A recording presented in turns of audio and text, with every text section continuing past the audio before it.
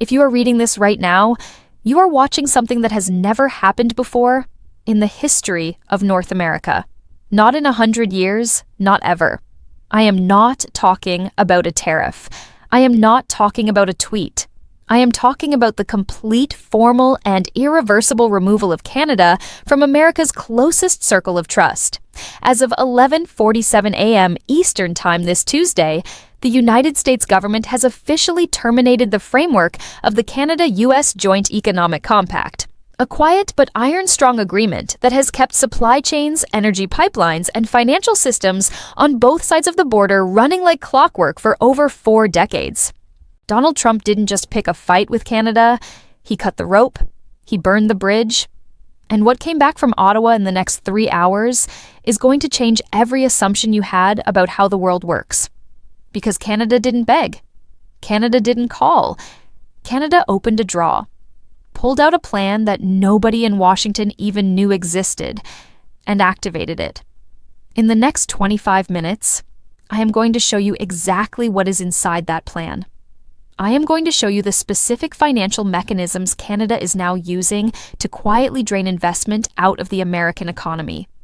I am going to explain why 6 U.S. states are already in open economic rebellion against the White House. And I'm going to tell you why the generals inside the Pentagon are not sleeping tonight. Not because of Russia, not because of China, but because of a decision made by one man in the Oval Office that just left the entire northern defense corridor of the United States completely exposed. This is not a political spat. This is the moment the post-World War II order cracked open. And the crack started right here, right now, with Canada. For your whole life, the relationship between the United States and Canada has been so close, so deep, so automatic that most Americans never even thought about it. You didn't have to. Canada was always just there. Reliable, quiet, predictable. They sent oil down the pipelines. They sent lumber to build American homes. They sent auto parts to keep Detroit alive. They bought American software, American weapons systems, American culture. The plan on both sides was simple. Stay integrated, stay friendly, and the whole system hums along quietly forever. But the hidden cost of that plan was trust. Real deep structural trust. Canada didn't just trade with America, Canada made itself dependent on America. And for decades, it accepted that dependency because it believed the relationship was permanent. They didn't build their own weapons systems because they trusted American ones. They didn't build their own financial independence because they trusted American stability. They kept the door unlocked because they believed the neighbor was friendly. Then Trump started talking about the 51st state. He started joking about taking Alberta's oil. He started threatening to use economic force to bring Canada into line. And every single time Ottawa raised a concern, Washington laughed it off. The gamble from Trump's side was clear.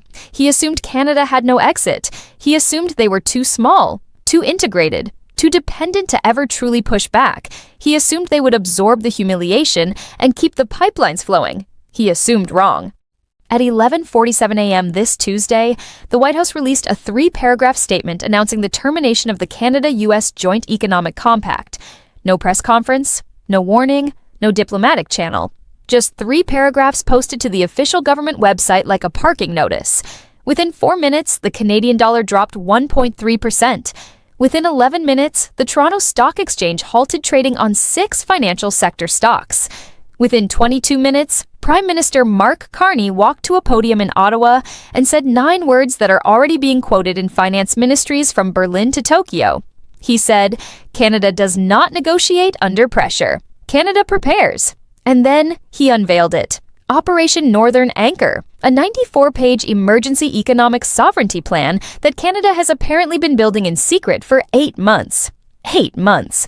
While Trump was tweeting about the 51st state, Canada's finance ministry, the Bank of Canada, and 3 of its largest pension funds were quietly designing a system to function without American financial infrastructure. The document allocates 31 billion Canadian dollars across 5 areas: independent energy export corridors to Europe and Asia, a domestic bond market that bypasses American clearinghouses, a new Arctic logistics network, a sovereign digital payment rail that doesn't touch the U.S. Federal Reserve System, and a fast-tracked immigration program specifically targeting American tech and medical workers who want to leave. Pause. Read that last one again.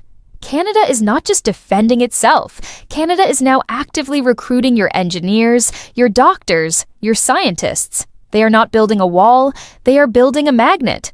While the White House was still processing the morning's press statement, Canada's trade minister was already on a plane to Brussels. While Trump's team was drafting a response, the premiers of British Columbia and Ontario had already convened an emergency economic council. And while the Oval Office was figuring out how to spin this as a win, three of Canada's largest pension funds, which together hold over $2.1 trillion in assets, quietly began shifting their U.S. Treasury exposure from 34% to a target floor of 19%. That is not a symbolic gesture. That is a tectonic shift in the bond market. Here is what the mainstream conversation is completely missing. The real weapon in Canada's hands is not oil, not lumber, not trade volume. It is money. Specifically, it is the money that Canada has already placed inside the American financial system over decades of deep integration. TD Bank alone operates over 2,100 branches across the eastern United States. Royal Bank of Canada manages pension and institutional assets for American municipalities, school districts, and state governments from Maine to Florida. Canadian pension funds own stakes in American airports, toll roads, data centers, and hospitals. According to three separate sources familiar with the situation inside Bay Street, Canada's major financial institutions were given informal guidance last Friday to begin a structured liquidity review of all U.S.-facing portfolios. That is a polite way of saying, figure out how much we can pull back and how fast without triggering a legal dispute. A senior economist who advises one of the big five Canadian banks put it this way in a private briefing. The Americans think this is a trade dispute. They are looking at the wrong battlefield. The battlefield is capital allocation, and we are already winning it. Think about what that means in practical terms. If you are a city government in Ohio and your bond offering next quarter is underwritten with Canadian institutional capital, and that capital is being redirected to Rotterdam or Melbourne instead, your borrowing costs go up. Your roads don't get paved. Your school expansion gets delayed. The pain does not announce itself. It just quietly accumulates, and by the time the average American voter feels it, the cause will be so buried under financial jargon that nobody will be able to explain why the bill went up. This is what happens when a president who thinks in slogans picks a fight with a central banker who thinks in systems. Now we have to talk about the North. Far North. Because while the financial war is invisible and the trade war is loud, there is a third war starting that has not made a single headline yet. It is happening in the Arctic. Trump has been obsessed with Arctic dominance for years. His pursuit of Greenland was never really about Greenland. It was about controlling the polar trade routes that are opening up as the ice melts.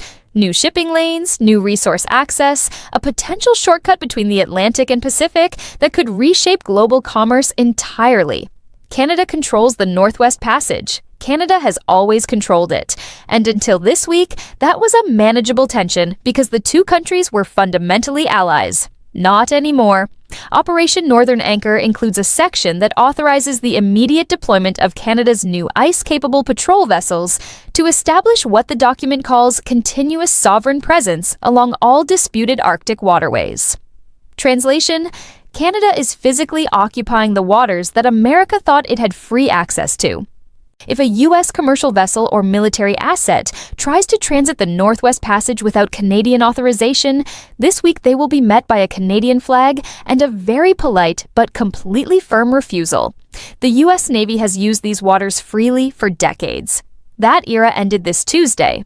And here's where it becomes genuinely alarming. Russia is watching this in real time.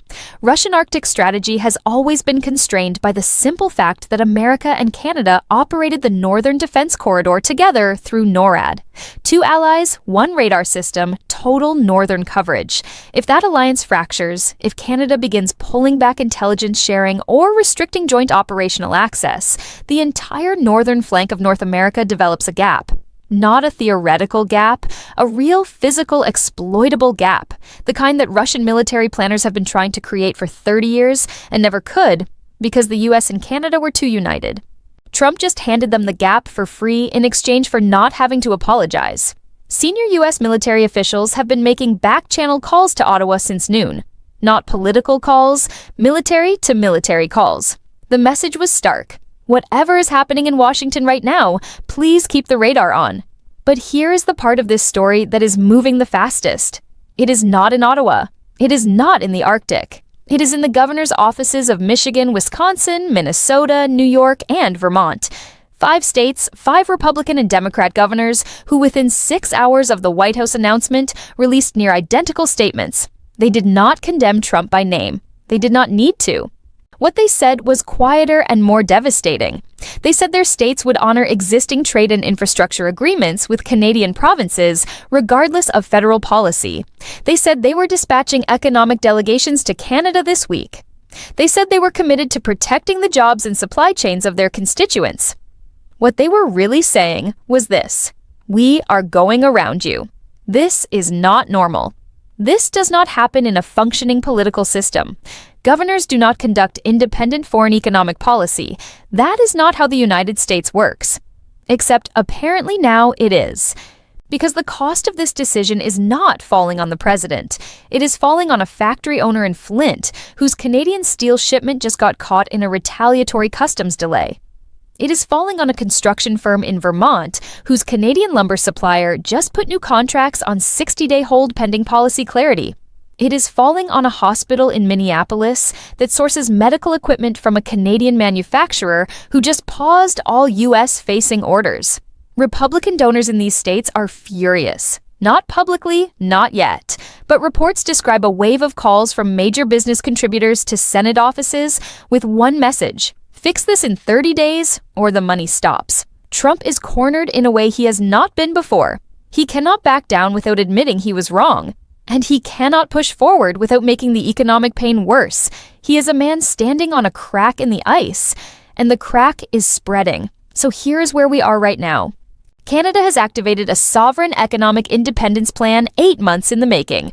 3 of the world's largest pension funds are quietly restructuring $2 trillion of U.S. exposure. 5 U.S. governors are conducting independent economic diplomacy with Ottawa.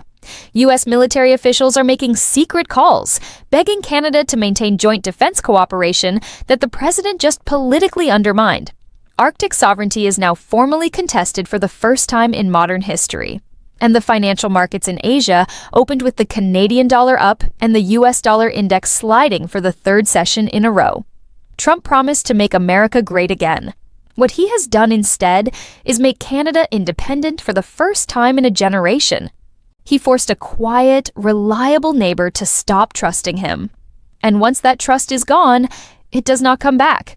Even if a new president arrives in 2 years with apologies and handshakes, Canada will never unwind Operation Northern Anchor. They will never rebuild the dependency. They have learned the lesson, they are building the armor, and they are keeping it on. The American century was built on alliances, not just military ones, but economic and cultural and human ones. The idea that America was the anchor everyone else tied themselves to is being re-examined right now in every capital in the world. Europe is watching, Japan is watching, South Korea is watching. They are all running the same quiet calculation. If America did this to Canada, what would it do to us? You can control a news cycle. You cannot control a bond market. You can spin a tariff. You cannot spin a pension fund moving $2 trillion. You can ignore a document. You cannot ignore an empty pipeline. Reality is not a slogan. And right now, reality is sitting in Ottawa wearing a suit, and it is very calmly winning. We are watching this story live every hour across the Arctic, inside the banks, and on the floors of 6 state capitals. This is not the end. This is the first chapter of something that will be written about for a very long time. Stay with us. The border is being redrawn, not with guns, with spreadsheets. And that is the kind of redrawn border that never goes away.